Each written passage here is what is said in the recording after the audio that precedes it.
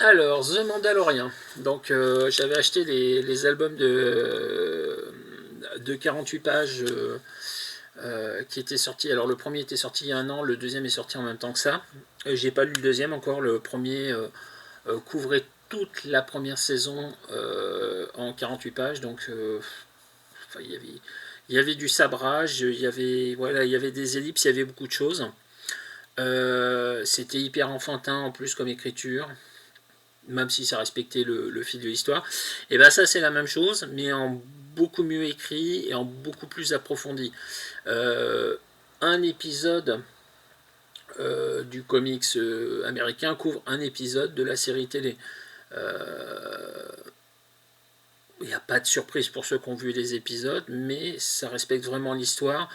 J'ai pas vu de coupe dans l'histoire des épisodes.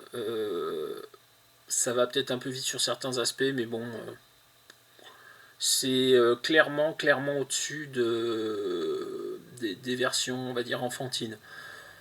C'est pas exceptionnel.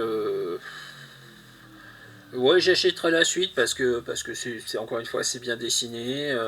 Ma fille a adoré.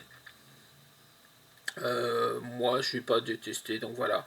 C'est nettement mieux que les albums de 48 pages.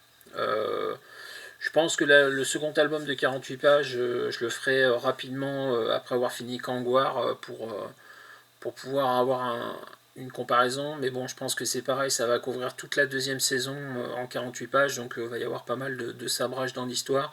Alors que là, encore une fois, on a un épisode des Mandaloriens en 22 pages. Enfin, une vingtaine de pages, on va dire, parce que j'ai pas vérifié si c'était 22 pages exactement ou pas chaque épisode. Euh, clairement, ça c'est nettement mieux pour les fans de Star Wars que la version enfantine. Voilà.